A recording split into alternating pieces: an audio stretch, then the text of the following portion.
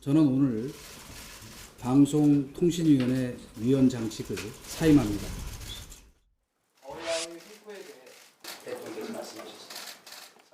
탄핵을 회피하기 위해서 꼼수를 했는데 대통령께서는 이동관 방통위원장의 사표를 수리하지 말고 그만두라고 할 때는 언제이고 스스로 물러나니 사표를 수리하지 말라는 게 무슨 코미디입니까?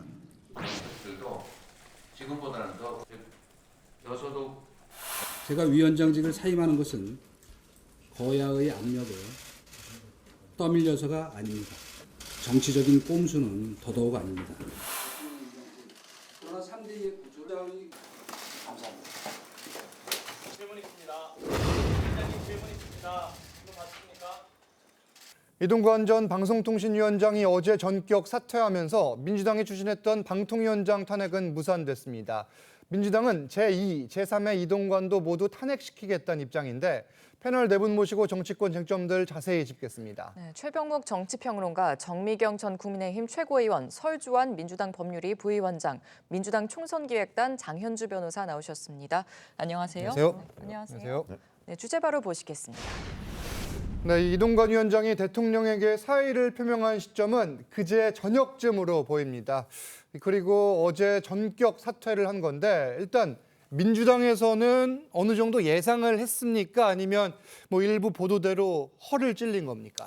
뭐 저는 허를 찔렸다라는 부분은 예. 뭐 절반은 맞고 절반은 절반 틀리다. 맞다. 그러니까 아마 사태에 대해서 염려를 했던 의원님들은 충분히 있었을 거예요. 이게 처음으로 탄핵안을 올린 게 아니라 지난 11월 16일 정도에도 한번 올렸었거든요. 그렇다고 한다면 탄핵안이 어떤 다시 제출된다고 했었을 때 사퇴를 할 수도 있겠다. 그렇지만 대통령이 이걸 수리를 할까? 라는 부분에 대해서는 의문이 있었거든요. 예. 아니 방통위원장 이동관 방통위원장이 정말 어렵게 방통위원장에 올랐지만은 예. 100일도 못 채우고 국가기관 어떠한 시스템을 이렇게 그냥 가볍게 생각할 것인가라는 부분에 있어서 설마 그렇게까지 하겠느냐라는 어떤 예상 때문에 저는 아마 이재명 대표가 얘기하듯이 이렇게 뭐 전혀 예상을 못했다는 부분은 설마 이렇게 국가 시스템을 이렇게 장난치듯이 할 것이냐라는 예. 부분에 대해서 지적을 했다라고 생각을 하고요. 어찌됐든 간에 저는 이번 사태를 보면서 대통령께서 먼저 해결을 하셔야 될 것은 방통위를 일단 정상화 만드는 것이 더 중요하지 않을까 싶습니다. 그러니까 네. 지금 뭐 여권에서는 비판하는 것이 어떤 방통위를 마비시키기 위해서 탄핵하는 거 정치적 탄핵 아니냐라고 얘기하지만은 방통위원이 지금 구성이 제대로 돼 있지가 않아요. 예. 그렇기 때문에 여권, 야권, 여당 추천, 야당 추천 몫의 위원들을 빨리 저는 임명을 하셔가지고 방통위원장이 없더라도 방통위가 운영될 수 있게끔 하시는 것이 저는 대통령께서 먼저 하실 일이 아닌가 싶습니다. 지금 잠깐 언급을 해주셨는데 이동관 전 위원장의 사태에 이재명 대표는 꼼수 사태라고 비판했습니다. 목소리 직접 들어보시죠. 국정을 이렇게 꼼수로 하는 것은 옳지 않다는 생각이 듭니다. 그 수싸움에서 또 밀리신 것 아니냐는 지적이 나올 수도 있을 것 같은데. 이런 꼼수 쓸 줄은 잘 몰랐죠, 사실. 뭐 전혀 예상하기 어려운 좀 비정상적인 국정 수행 행태라서 좀 예상 못했던 건 사실입니다. 자, 예상 못했던 건 사실이라면서 이 꼼수 탄핵이다 이렇게 주장을 했는데 일단 민주당에서는 방통위의 방송 독립성 침해 등을 탄핵 사유로 들었지만 어제 이동관 위원장이 기자회견에서 직접 밝힌 내용은 그게 아니다. 어떤 이야기를 했던 겁니까? 이재명 대표가 얘기한 건 꼼수 탄핵이 아니고 예. 꼼수 사태다 이런 얘기죠. 예.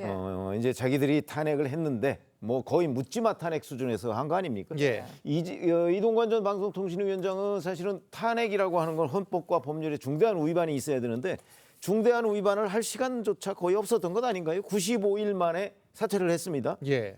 그래서 뭐 헌법이야 좀 뭐 막연한 개념이니까 그렇다 치고 그럼 방송법을 위반한 게 어디 있죠?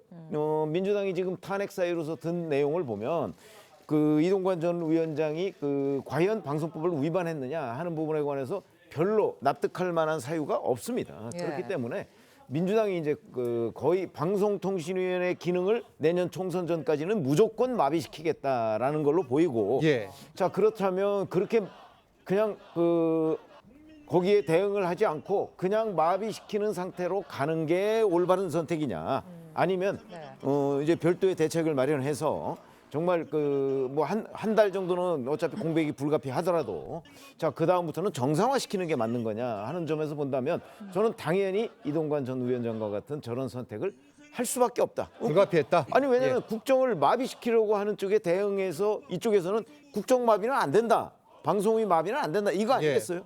그럼 마비시키지 않는 쪽을 선택하는 것이 정상이지.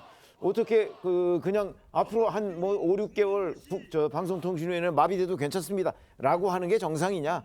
일반 국민들도 당연히 지금 여권에서 한 조치를 저는 지지할 거다 이렇게 봅니다. 네, 그런데 이런 상황에서 민주당은 이동관 전 위원장의 후임도 모두 탄핵하겠다고 예고를 했습니다. 김기현 대표는 국민들의 심판에 직면할 것이라면서 또 날을 세웠는데 이 내용도 들어보시죠. 경고합니다. 제2, 제3의 이동관 모두 탄핵시키겠습니다. 또다시 이동관이 했던 방식대로 하는 방통위원장 보낸다면 그대로 자시하지 않겠습니다. 탄핵이라고 하는 것이 민주당의 대표를 허위하기 위한 불법적 수단으로 활용되는 이 악행을 이제는 멈추게 해 주실 것을 부탁드립니다. 이런 국정마비, 발목 잡기, 손목 비틀기를 더 이상 반복한다면 민주당은 엄중한 국민들의 심판에 직면할 것이라는 점을. 자, 그러니까 이 후임자에 대해서 어떤 경우든 탄핵하겠다, 이게 아니라 제2, 제3의 이동관은 모두 탄핵하겠다. 그러니까 현재 방통위 체제, 2인 독임제 체제가 문제다, 뭐 이런 의미로 해석을 해야 됩니까? 그렇죠. 지금 말씀 주신 것처럼 홍준표 원내대표가 뭐 다음 위원장이 누가 오든지 무조건 탄핵하겠다 이런 의미가 아닙니다. 방점은 결국 제대로 된 인사를 위원장으로 추천해달라, 제대로 된 사람을 보내달라, 여기에 방점이 찍혀 있는 건데요. 사실 아시다시피 박통위는 5인제 합의제 기구입니다. 그러나 지금 이동관 위원장이 사퇴를 했지만 그전에는 2명이서 지금 위원회를 계속 꾸려왔던 부분이 있거든요. 과연 5인 합의제 기구인데 2명이서 사실 의결을 하고 이런 중대한 결정을 하는 거에 대해서는 방통위법 위반이 아니냐라는 지적들이 계속해서 있어 왔습니다. 그렇기 때문에 민주당이 원하는 것은 이제 이동관 위원장이 사퇴를 했으면 제대로 된 사람을 위원장으로 보내야 할 것이고 그다음에 대통령께서도 방통위를 제대로 구성하셔서 5인제 합의제를 제대로 꾸려달라는 이야기입니다. 그렇게 해서 방통위가 뭐 2인이 2명이서 함께 의사결정을 하는 그런 좀 기형적인 그런 형태가 아니라 제대로 된 합의제 기구의 역할을 할 수 있도록, 그래서 방송의 독립성을 보장해주고 그리고 방송 자유와 그런 언론의 자유와 독립을 위해서 제대로 기능하는 위원회를 만들어달라는 것이 야당의 요구다, 이렇게 말씀드립니다. 이게 사실 여야가 첨예하게 부딪히는 지점인데 이 국민의힘 쪽에서는 이런 움직임이 사실 이 민주당 쪽에서 총선 전까지 본인들에게 유리하게 이 방송 지형을 이끌어가겠다는 의도 아니냐, 이런 입장이신 거잖아요. 아니 그거는 뭐 처음부터 너무나 뻔했죠. 왜냐하면 문재인 정권 내내 사실 방송을 장악해 왔었기 때문에 지금 민주당으로서는 그 구조를 그냥 가져가고 싶은 거죠, 총선 때까지. 근데 지금 이동관 방통위원장이 그 사실은 취임하면서 이 가짜뉴스 부분을 굉장히 강조했었습니다. 그러면 지금 그 더불어민주당으로서는 어떻게든지 그 방통위에 그 손발을 묶어놓고 그다음에 무력화를 시킬 수 있는 방법을 여러 가지 강구하다가 해놓은 게 그 탄핵이에요. 지금 마구잡이 탄핵이잖아요. 막 기분 나쁘면 탄핵, 뭐 마음에 안 들면 탄핵, 지금 이러고 있기 때문에 저는 이 탄핵 중에 이동관 방통위원장만큼은 의도가 다른 경우보다 더 심했던 것 같아요. 그게 뭐냐? 총선 때까지 아무튼 무력화를 시켜놓자, 이런 의도였기 때문에 이동관 그 위원장 입장에서는 사퇴를 할 수밖에 없고, 그다음에 대통령은 그걸 받아들일 수밖에 없다. 사실은요, 아까 그 이재명 대표 꼼수 사태라고 얘기하지 않았나요? 거기에 말해주고 싶은 게 있어요. 상대방이 말도 안 되는 폭력이나 말도 안 되는 짓을 할 때는요, 정당 방위를 우리 법은 허용합니다. 이거는 국정에 국민을 위해서 대통령으로서는 어쩔 수 없는 정당 방위였다라고 저는 봐요. 네, 또 이런 상황에서 이정섭 차장검사와 손준성 검사에 대한 탄핵안 통과가 됐습니다. 국민의힘이 불참한 가운데 15분 만에 가결이 됐고 검사 탄핵안 국회 통과. 이게 사실 헌정사에서는 좀 두 번째 있는 일이거든요. 좀 어떤 배경이 있었다고 보세요? 사실 검사에 대해서 탄핵을 또 추진한다는 것 자체가 야당으로서 부담이 되는 일은 분명합니다. 그렇죠, 네. 그럼에도 이 탄핵이라는 국회가 쓸 수 있는 마지막 수단을 쓸 수밖에 없었던 부분에 대해서 검찰에서도 나름대로 또 자정 능력에 대해 회의를 느끼고 있다는 부분을 지적할 수밖에 없는데요. 국민들 보시기에는 네. 과연 검사들이 그동안 중대한 비위가 있거나 잘못을 했을 때 제대로 된 처벌을 받았는지에 대해서는 의문을 가지신 국민들이 많이 계십니다. 그만큼 검찰들이 갖고 있는 그런 본인 조직들의 잘못된 부분에 대해서 얼마나 자정 능력을 잘 발휘해 왔는지에 대해서 반성할 부분이 정말 저는 있다고 생각이 들고요.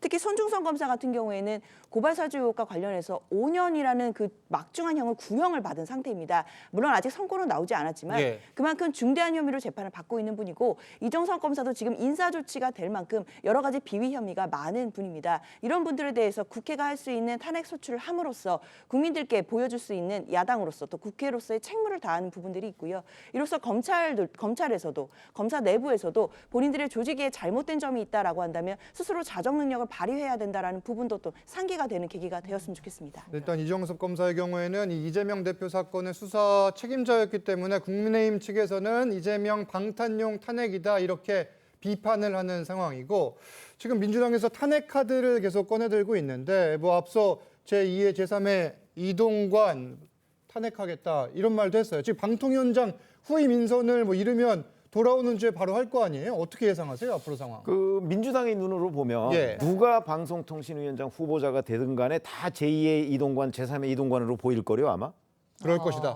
저는 그렇게 봅니다. 예. 그러니까 이번에 이동관 전 위원장을 탄핵한 것이 그게 이동관이라는 사람이기 때문이냐 아니면 방송의 기능을 무력화시키기 위해서냐. 저는 후자라고 보거든요. 후자다. 그렇기 때문에 누가 후임자로 오든지 간에 다 예. 제2, 제3의 이동관으로 보일 거라고요. 그러니까 다 탄핵하겠다는 얘기죠. 그 본질은 그 총선 때까지 현재의 언론 지형이 본인들한테 유리하다고 보는 거죠. 그러니까 이 유리한 구도를 가져가려면 지금 이동관 전 위원장은 이걸 정상 국면으로 그 되돌려 놓겠다는 거 아니에요? 그거는 민주당의 입장에서는 그게 비정상으로 보이는 거거든요. 그렇기 때문에 저는 뭐 의도가 명확하다 이렇게 봅니다. 그 해석의 여지가 없다고 보고요. 자, 이렇게 된다면 방송통신위원회 그건 물론 그렇고요. 자, 검사들 손준성 검사 지금 공수처에서 5년 구형해 놨어요. 자, 그런데 이제 남은 거는 이제 선고만 남았습니다. 그런데 선고에서 뭐 유죄라면 그 선고에 따라서 처벌을 받으면 될 것이고 네. 만약에 무죄라면 이런 코미디가 어디 있습니까? 그렇죠? 그러니까 그 선고를 보면 될 텐데 그걸 안 보고 굳이 탄핵을 한 거. 그다음에 이정석 검사 지금 확인된 거는 그 뭐 한 10여 년 전인가 뭐 위장 전입한 거 한 건밖에 없어요. 자, 검사가 위장 전입을 했다. 물론 해서는 안 될 일이지만 위장 전입을 했을 경우 그 부분에 관해서 뭐 감찰이나 뭐 이런 걸 통해서 충분히 징계가 가능해요. 그게 탄핵 사유인가요? 그걸 탄핵 사유로 얘기하는 사람 아마 거의 없을 것이다라는 관점. 더군다나 이재명 대표 수사 지휘를 한다고 해서 표적으로 탄핵을 했던 거 아니겠습니까? 근데 그 자리에서 물러났어요. 자, 이제 무슨 이유로 탄핵을 하고 있는 거죠? 그냥 관성인가요? 저는 그런 이게 다 표적에서 빗나간 탄핵이다 이렇게 생각합니다. 알겠습니다. 반박 있으십니까? 네, 이동관 방통위원장의 탄핵에 대해서는 뭐 기능을 마비시키기 위해서 그랬다라기보다는 저는 이동관 방통위원장이 온 이후에 KBS를 보십시오. KBS 박민 사장에 대한 임명 과정이라든지 이런 부분, 그 박민 사장이 임명된 이후에 KBS 내의 어떤 프로그램 폐지 과정에서의 부적절함 이런 것들은 어떻게 설명하실 건가요? 분명히 저는 이런 부분에서 본인의 그런 소임을 다 했구나라고 생각해요. 저 민주당이 예를 들어서 아까 홍익표 원내대표가 얘기했듯이 뭐 제2의 이동관, 제3의 이동관에 대해서 다 탄핵을 할 것이다. 물론 저는 무조건 뭐 지금 여당에 추천을 한다 해서 탄핵을 할 것은 아니라고 봅니다. 일단 탄핵에 대한 전제 조건은 위법한 사항이 돼야 돼요. 그렇기 때문에 저는 그러한 부분에 있어서 어떤 위법함이 드러나게 된다면 당연히 저는 먼저는 수사 절차입니다. 탄핵은 제 우선의 칼이 될 수는 없어요. 이것은 제일 마지막에 꺼낼 칼입니다. 지금까지 우리가 했던 것은 이동관 위원장에 대한 어떤 비위라든지 이런 부분에 대해서 고발을 했지만은 수사 착수가 되지 않고 있어요. 물론 수사를 하는데도 시간은 걸립니다만 지금에 있어서는 민주당은 이동관 위원장이 있는 동안에는 이런 KBS와 같은 사태가 다시 벌어지지 않으리라는 보장이 없기 때문에 불가피하게 저는 이동관 방통위원장이 탄핵을 했다고 치고요. 예. 검사들에 대한 탄핵은 저는 탄핵이라는 것이 그 법적 효과는 파면입니다. 인용이 됐었을 예. 경우에는. 그렇다고 한다면 사법적으로 처분을 받는 것과 어떤 헌법재판소의 탄핵을 통해서 판단을 받는 것은 다른 부분이에요. 그렇기 때문에 예전에는 우리가 보통 사법 절차를 거친 다음에 탄핵을 했거든요. 예. 그렇지만 지금은 손준성 검사 같은 경우는 지금 사법 절차에 들어가 있고요. 그다음에 그 이정섭 차장검사 같은 경우에는 비위 사실도 있고, 그다음에 아까 뭐 이장전인뿐만 아니라 본인이 수사를 했던 어떤 대상과 어떤 부적절한 만남을 가졌다든지, 그다음에 어떤 공무상 비밀을 누설했다든지 이런 부분에 대해서 앞으로 수사가 이루어지겠지만은 그것과 더 별개로 탄핵을 통해서도 검사가 어떠한 경우에 탄핵이 될 수 있는지에 대해서 헌법재판소의 기준이 제시가 돼야 한다는 면에서는 저는 탄핵이 꼭 필요하다고 봅니다. 의미가 있다. 알겠습니다. 일단 돌아오는 주에 이 후임 방통위원장에 대한 인선이 이르면 있을 것으로 보이는데 이 상황도 지켜봐야겠습니다. 다음 주제로 넘어갑니다. 김용 전 민주연구원 부원장이 대장동 일당에게 돈을 받은 혐의로 1심에서 징역 5년의 실형을 선고받았습니다.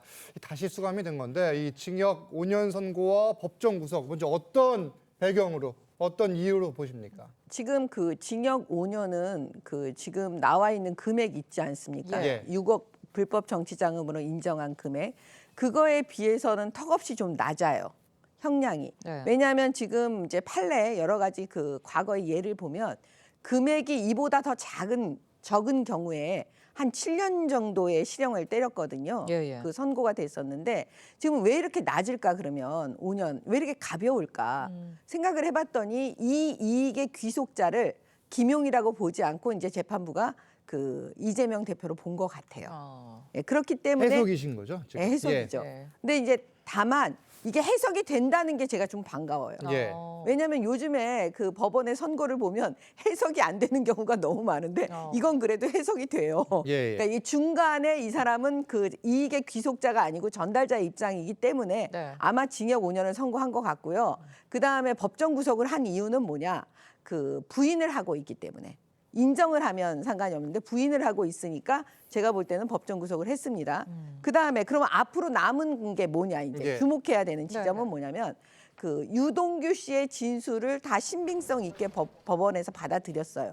그럼 문제는 앞으로 지금 유동규 씨가 관여되어 있는 재판이 줄줄입니다. 예를 들면 선거법 위반 사건이요. 이재명 대표에 향해서 그 선거법 위반 사건에 대해서 그 유동규 씨의 이 진술, 앞으로의 진술은 그 재판부도 이제 함부로 할 수 없는 거예요. 신빙성이 있고 신뢰성이 있고 유력한 증거로 받아들일 수밖에 없는 상황이기 때문에 이재명 대표는 앞으로 이제 그 힘들어지지 않을까 그렇게 봅니다. 예측을 하시는 거군요. 말씀하신 것처럼 김용 전 부원장이 징역 5년의 실형을 선고받은 이 결정적 배경, 이게 유동규 전 본부장의 진술이었는데 1심 선고 후에 유동규 전 본부장과 김용 변호인의 입장 들어보시죠. 눈앞에서 일어난 일이고 이제 그런 것들이 차차 이제 재판을 통해서 질 거고 저는 그냥 사실대로 말하겠습니다. 수혜자는 이재명이죠. 수혜자는 이재명이고 주변인들은 전부 다 이재명을 위한 도구였습니다. 재판부에서 전반적으로 유동규 진술이 전반적으로 신빙할 수 없는 것 아니냐 이렇게 말씀하시면서도 개별적으로는 각 사건에서 신빙성을 인정한 것은 그 자체로 논리 모순이고 그런 점들을 항소심에서 저희가 잘 밝혀나가도록 그렇게 하겠습니다.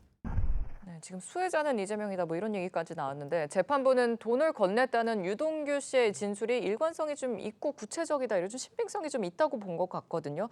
김용 측 변호인은 또 유동규의 진술을 인정한 게 또 논리 모순이다 뭐 이러는 것 같고요. 어떻게 들으셨어요? 그렇죠. 김용 전 부원장의 지금 재판은 1심 선고인 것이고 물론 앞으로 항소심과 대법원 과정이 남아있기 때문에 확정이 된 것은 아닙니다. 다만 1심 판결에서 유죄가 선고된 그 가장 좀 유효했던 증거가 결국 유동규 전 본부장의 진술이었는데요.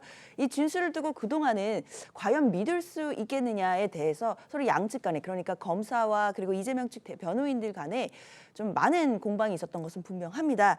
그런데 일단 재판부에서는 1심에서 일단 검찰 측에 손을 들어줬다라고 판단할 수 있겠는데요. 결국 유동규 전 본부장의 진술의 대부분을 좀 신빙성을 인정을 했습니다.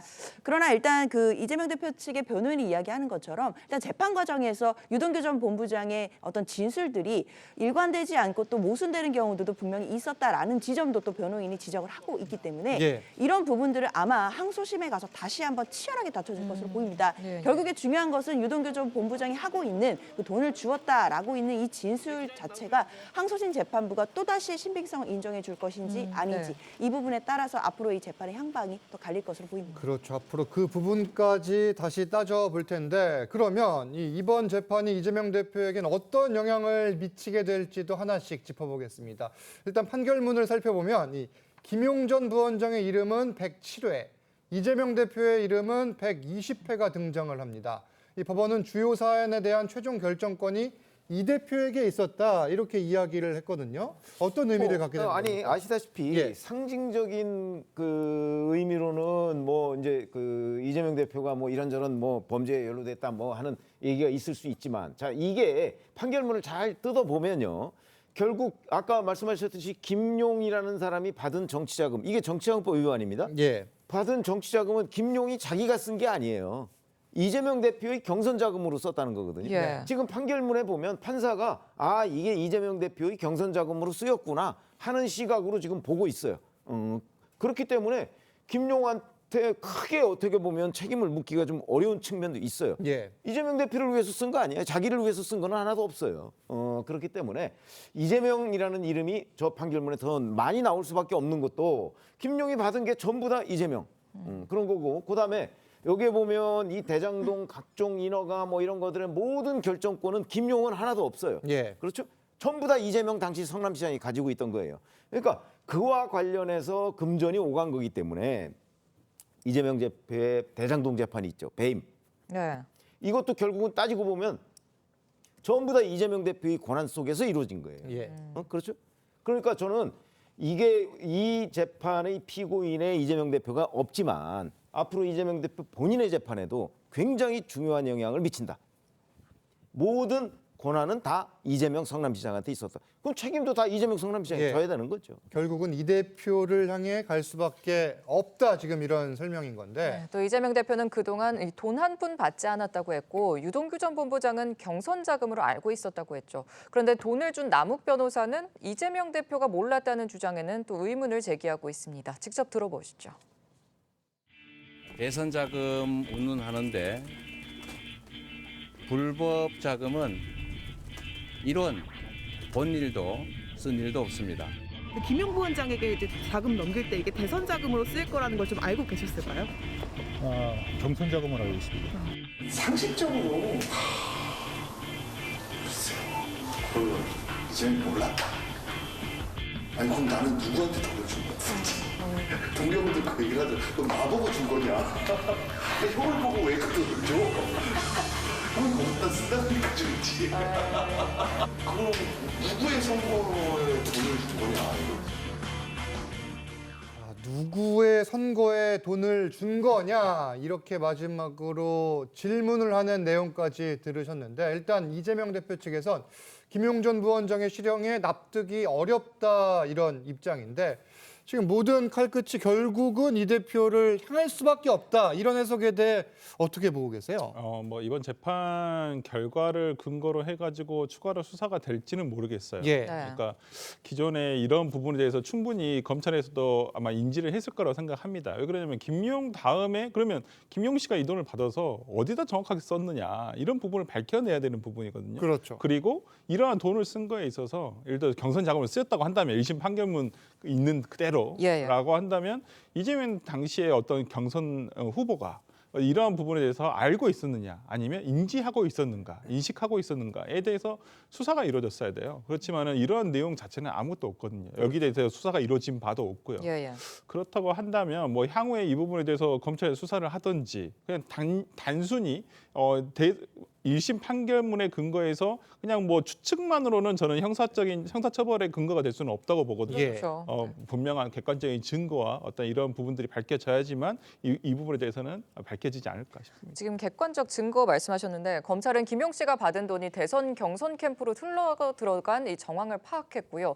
이 대표의 관여 여부를 이제 조사할 것으로 전망이 됩니다. 그럼 수사 방향이 이제 어떻게 될까요? 아니 아까 뭐 수사를 전혀 한 적이 없다 그러는데 그거는 잘못된 얘기인 거고요. 수사는 하지요. 근데 문제는 보세요. 현금을 받아서 이재명 대표 경선 자금을 쓴다는 거는 그거는 눈에 보이지 않게 쓰는 돈들이에요. 투명하게 다 밝혀서 쓰는 돈들이 아니잖아요. 그러면 그 돈을 쓴 김용 씨가 입을 벌리지 않으면, 얘기해 주지 않으면 그걸 어떻게 수사를 할 수가 있겠어요? 뭐 수표를 쓴 것도 아닐 테고 카드로 쓴 것도 아닐 테고. 그렇기 때문에 제가 이 재판부가, 저는 참 이 판사가 그래도 상식적이고 정상적인 판사였고 우리가 알고 있던 그런 판사다라는 생각이 드는 게 뭐냐면, 보통에 만약에 이재명 대표를 위해서 판사가 만약에 판결을 한다면요, 아, 그 뒤에 이거 소명이 없다. 그 돈이 과연 캠프에 어떻게 흘러 들어가서 누구에게 하는 게 입증이 되지 않았으니까 뭐 무죄 이렇게 쓸 수도 있잖아요. 근데 그렇게 안 한 건 왜 그러냐면, 보세요. 김용 씨는 입을 다물고 있고 지금 유동규 씨는 입을 얘기하고 있고 그다음에 남욱 씨가 얘기하고 있고 정민용 변호사가 얘기하고 있는데 이 사람들이 다 일관성 있게 얘기하고 있는 거예요. 그렇기 때문에 판사가 얘기를 했고요. 앞으로는 그럼 뭐냐? 김용 씨한테 또 달려 있습니다. 김용 씨는 징역 5년을 받았어요. 앞으로 항소심에서 저는 이게 더 낮춰질 거라고 생각 안 해요. 여기서 더 얘기 안 하고 거짓말을 계속한다면 형량이 더 높아질 수 있어요. 원래 상식이 그렇습니까? 그렇거든요. 그랬을 때 아, 나는 그러면 이재명 대표를 위해서 내가 5년이고 7년이고 내가 감옥에 있겠다. 이렇게 한다면 뭐 어쩔 수 없지만 그렇지 않고 심경의 변화를 일으켜서 내가 아, 이제는 정의를 위해서 나도 나라를 위해서 말을 해줘야 되겠다. 그렇다면 완전히 수사는 급물살을 탈 수밖에 없다. 이렇게 봅니다. 김용 전 부원장이 앞으로 다른 진술을 할 가능성 배제할 수 없다, 뭐 이런 설명인데, 현재 상황을 보면 이 대표의 사법 리스크가 재차 불거지는 분위기입니다. 이 김용 전 부원장의 1심 선고가 있던 당일 오전, 이낙연 전 대표는 이런 말을 하기도 했습니다. 내용 들어보시죠. 그 면역 체계가 무너지면 그런 회복 능력을 상실하게 되는 것이죠.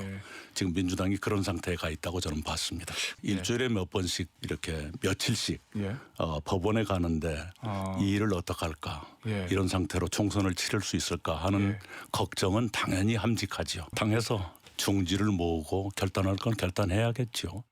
이 말을 한 게 김용 전 부원장이 징역 5년을 선고받은 날 오전 이 라디오에서 한 이야기인데, 왜 이런 발언을 하는 건지 어떻게 해석하고 계세요? 정례 이낙연 대표의 워딩으로 아니면 톤으로 비춰보았을 때도 상당히 강경한 목소리인 건 사실이에요. 특히나 이렇게 뭐 구체적으로 잘 말씀을 하지 않으시는 분인데 아마 저는 작심을 했다라고 보고요. 본인이 앞으로의 어떤 방향에 대해서 정한 것은 아닌가라는 생각이 들고, 하여튼 그것이 근데 예를 들어서 이제 일각에서 제기를 하는 뭐 탈당 후에 신당을 차릴 것이냐, 이것까지는 저는 아니라고 봅니다. 현재로서는 탈당을 하기에는 구체적으로 이낙연 전 대표와 어떠한 뜻을 같이 하겠다는 의원들이 그렇게 많지는 않아요. 그러니까 우리가 표면적으로 보는 분들이. 그렇기 때문에 저는 당 내에서 오히려 세력을 더 구축을 할 것 같고요. 특히나 뭐 원칙과 상식이라는 모임도 있습니다만은 거기에 또 유영찬 의원이 이낙연 대표와는 또 각별한 관계로 여겨지고 있고, 그렇기 때문에 저는 당분간은 당 내에서 뭐 그렇다 치더라도 만약 신당을 한다고 한다면 최소한 물리적인 시간을 위해서라도 1월 중순 이전에는 액션이 나와야 돼요.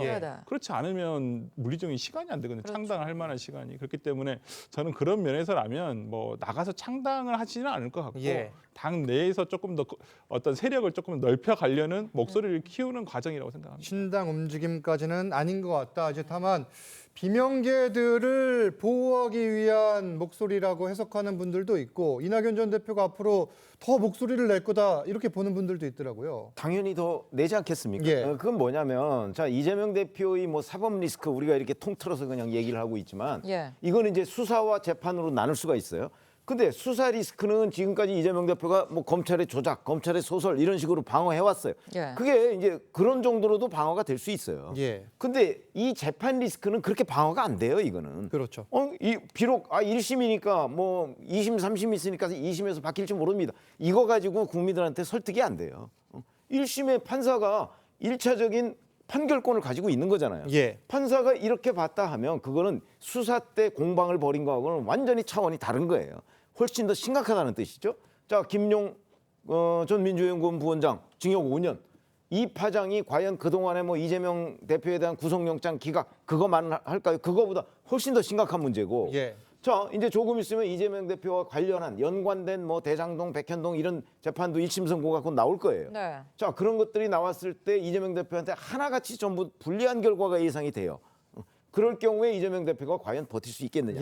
그러면 그런 거를 저희 같은 사람도 예상을 하는데 왜 이낙연 전 대표가 예상을 못 하겠어요. 그러니까 그런 거를 예상해 보면 아, 결국은 이재명 대표 가지고서 내년 총선을 치를 수가 있겠냐, 민주당이. 이 의문을 이제 본인이 당에 대한 충정으로서 지금 얘기를 하고 있는 것이고 그러면 이제 만약에 그럼에도 불구하고 이재명 대표가 계속 버틴다 그러면 신당을 만들 수 있을 것인가? 저도 뭐 신당 만드는 데 대해서는 굉장히 부정적이에요.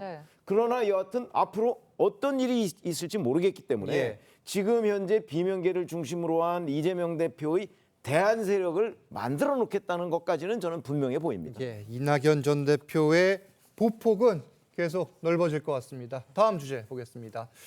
지금부터는 여권 상황 하나씩 짚겠습니다. 이 희생을 요구했던 혁신안에 대한 중진과 친윤계의 반응이 없자 인유한 위원장은 공관위원장으로 추천해달라며 배수진을 쳤습니다. 그러자 김기현 대표는 단칼에 거절했는데 이 내용부터 듣고 옵니다. 저는 이번 총선의 서대문 지역구를 비롯한 일체의 선출직 출마를 포기하겠습니다. 혁신위에 전권을 주신다고 공언하셨던 말씀이 허연이 아니면 저를 공관위원장으로 추천해 주시기 바랍니다. 인유한 위원장이 공관위원장이 되기 위한 그런 목표를 가지고 활동했다고 저는 생각하지 않습니다. 국회 상황이 매우 엄중한데 공관위원장 자리를 가지고서 논란을 벌이는 것이 적절하지 않아 보입니다. 현재 상황은 이 혁신안에 대해 중진과 친윤계는 사실상 반응이 없습니다. 이 혁신위가 별다른 성과 없이 빈손으로 조기에 해산되는 거 아니냐 이런 전망, 해석이 나오는데 의원님께서는 어떻게 보세요? 아니 그 해석이 뭐 맞다. 네, 맞을 수 있죠. 맞을 왜냐하면 수 있다. 인유한 혁신위원장이 처음에 이제 국민 눈높이에서 여러 가지 이야기를 했는데 사실 결과물이 나오지 않아가지고 사실 많은 분들께서 이게 뭐지 또 실망하시는 분들도 계시고 근데 사실 이렇게 되면 부담이 지도부에 더 많이 가게 되거든요. 그렇죠. 그러면 이제 앞으로 지도부에서 어떤 혁신안을 스스로 만들어서 이제 국민들께 선보여야 되는 그런 입장이기 때문에 저는 더 고민이 많아지지 않을까 그런 생각이 듭니다. 일단 지도부가 부담을 가질 거라고 말씀하셨는데 그래서 김기현 대표가 혁신위에 전권을 주겠다고 말씀하신 것처럼 약속을 했었잖아요. 네. 혁신위의 실패는 지도부의 실패고 또 지도부의 리더십 타격 어느 정도까지? 이제 지난번에 김태흠 충남지사를 인유한 혁신위원장이 만났을 때 김태흠 지사가 논계 얘기를 했어요. 논계라는 거는 논계는 혼자 강물에 빠지지 않습니다. 그렇죠? 적장을 끌어안고 강물에 빠진 경우죠. 뭐 다 아시들 겁니다. 아마 그런 걸 주문한 것으로 보이고 자, 혁신위원회가 그냥 제풀에 지쳐서 그 조기 종료 이렇게 하고 말까요? 전 그럴 것 같지 않아요.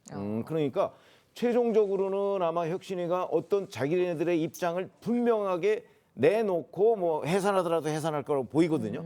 만약에 김기현 대표가 전권을 주겠다고 한 혁신위가 별다른 성과 없이 그냥 조기 종료해버리고 뭐 국민들 향해서 어떤 메시지를 냈다.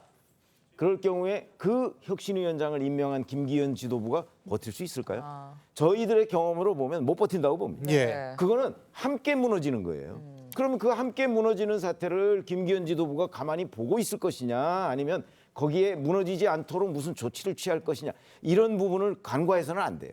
그렇기 때문에 저는 뭐 정치력이라는 게 중요하긴 하지만 아마 김기현 지도부에서도 지금 혁신위가 별다른 성과 없이 조기 종료해서 그냥 해체하는 수순으로 갔을 때 자기한테 돌아올 책임 뭐 이런 것들을 생각한다면 지금 여기서 손 놓고 있지 않을 것이다. 기자들이 몰라서 그렇지 아마 손 놓고 있는 단계에 훨씬 넘었고요. 아마 굉장히 많은 여러 가지 작업들을 저는 하고 있을 거라고 봅니다. 알고 계시는 게 혹시 있으십니까? 제가 알면 벌써 얘기를 할게요. 알겠습니다. 아니 근데 있을 거라고 보는 거죠. 있을 거라고 본다. 저희는 뭐 정치부 기자를 오래 했기 때문에 있을 거고요.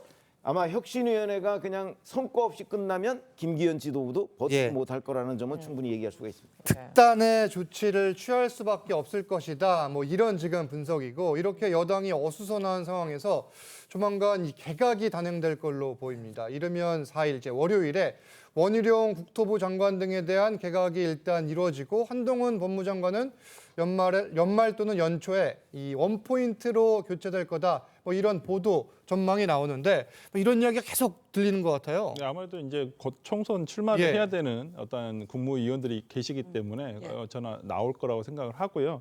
뭐 한동훈 장관이라든지 나머지 뭐 이영 중소벤처기업부 장관이라든지 정치인 출신들은 당연히 나올 것이라 생각을 하고 예. 그 외에도 저는 다른 장관들도 나올 거라 생각합니다만은 한동훈 장관의 인사가 왜 늦어질까? 예. 여기 대해서 한번 좀 정치적인 생각을 그러니까 좀 포인트를 짚어보면 저는 어찌 보면 한동훈 카드는 어떤 이준석 신당 카드에 대한 어떤 대항 카드가 아닌가라는 생각이 좀 들어서 우리가 지금 11월을 한번 되돌아보면 예. 거의 한 2, 3주 동안 이준석 신당에 대해서 거의 뉴스가 더보이가 됐었거든요. 주말마다 또 저희가 그런 이야기를 나누지 않았습니까? 그랬었죠. 예. 그래서 항상 우리가 지금 보는 눈이 12월 27일입니다. 예. 이준석 대표가 얘기한 12월 27일만 지금 눈 빠지게 기다리고 있는데 그렇다고 한다면 27일 날 뭐 탈당을 하든 신당 뭐 어떤 선언을 하든 아무래도 붐업이 될 수밖에 없어요. 예. 그렇다고 한다면 1월 11일 전에 어떤 지금 국무위원들은 사퇴를 해야 되는데 저는 그렇다고 한다면 그 당시에 한동훈 법무부 장관에 대한 카드를 내밀지 않을까. 왜 그러냐면 지난 11월 달에도 그렇게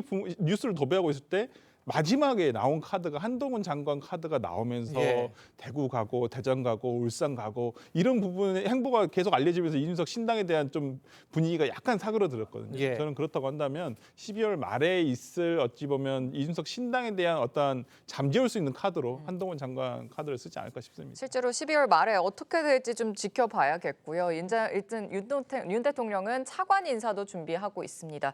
장미란 문체부 2차관 후임으로 이영표 전 대한축구협회 부회장이 유력 검토되고 있는데 이거 어떻게 보셨습니까, 변호사님? 저도 이 보도를 보긴 했는데요. 보도를 보고 좀 개인적으로 많이 놀랐습니다. 예. 일단 뭐 이영표 전 부회장이 뭐 후임으로 뭐 거론된다 이런 부분에 대해서는 또 이영표 그 부회장 자체가 또 월드컵 영웅이기도 하기 때문에 또 많은 국민들의 또 어느 지지를 받을 수 있겠다라는 생각은 들었는데 그 후임 인선보다는 장미란 차관의 행보가 굉장히 좀 주목이 되는데요. 예.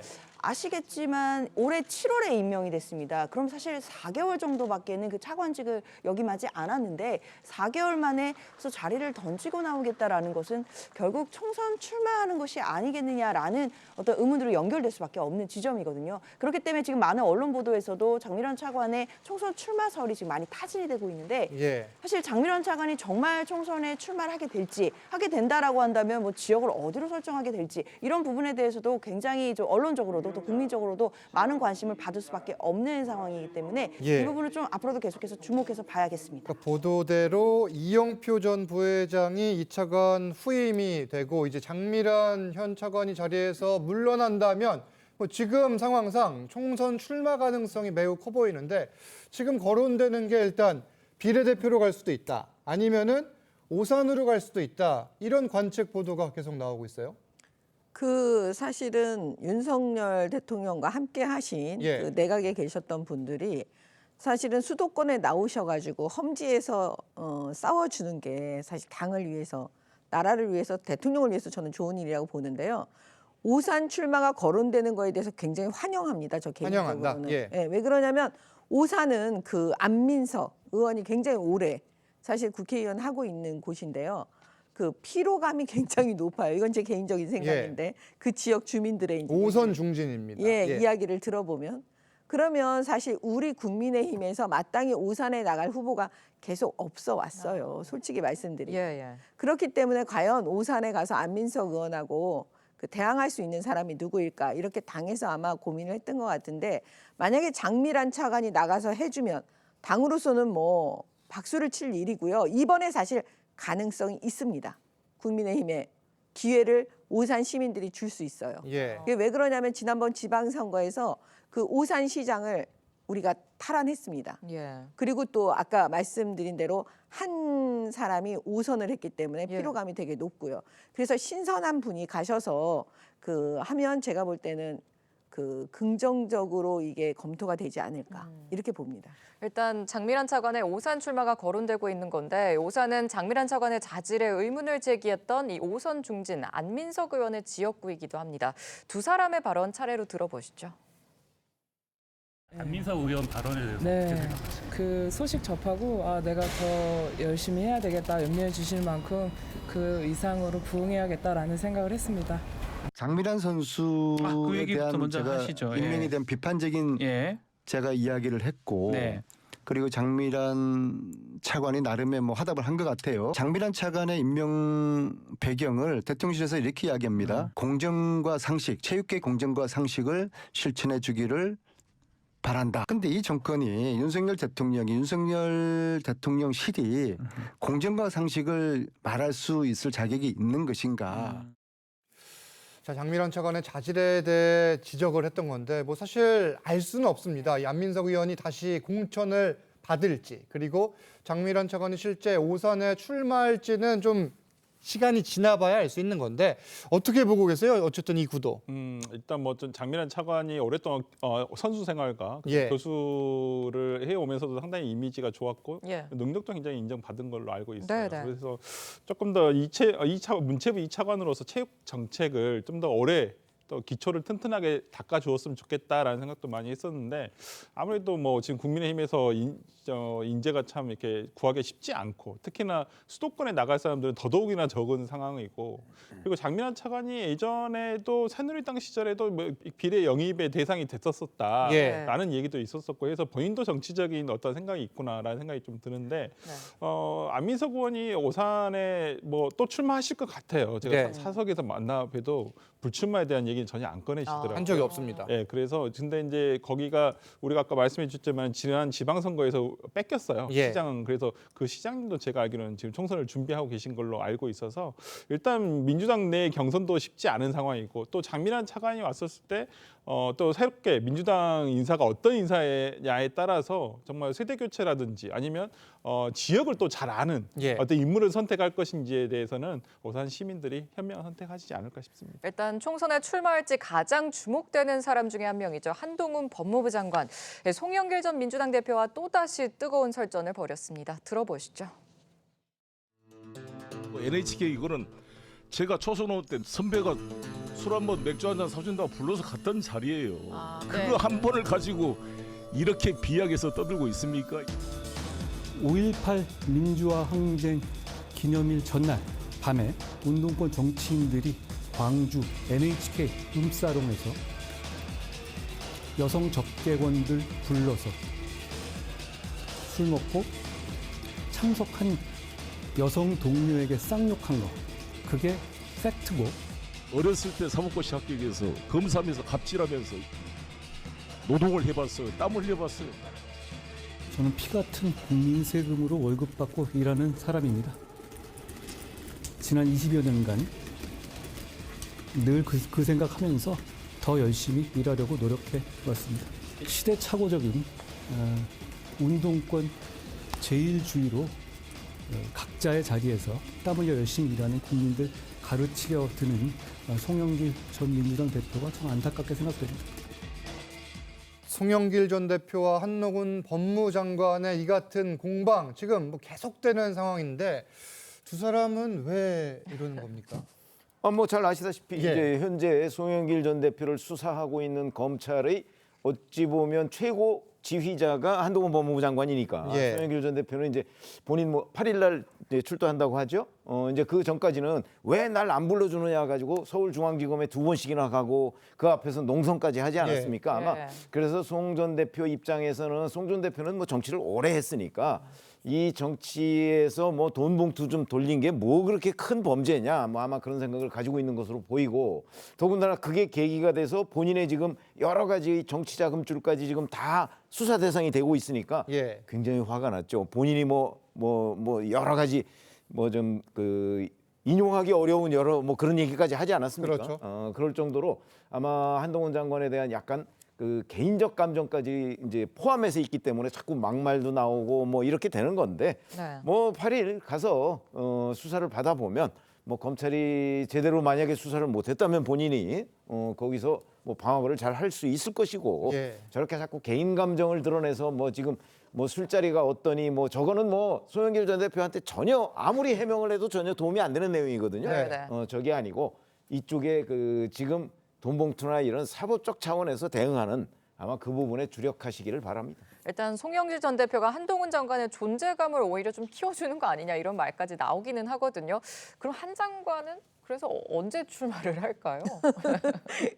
지켜봐야겠죠. 아니, 제가 볼 때는 이제 출마하는 건 확실해 보여요. 예. 예. 다만 뭐 시기야 사실은 그거는 뭐 이제 타이밍의 문제고 그거는 그렇게 중요한 것 같지가 않고요. 네네. 그 핵심은 이제 어디 나가느냐 하는 건데요.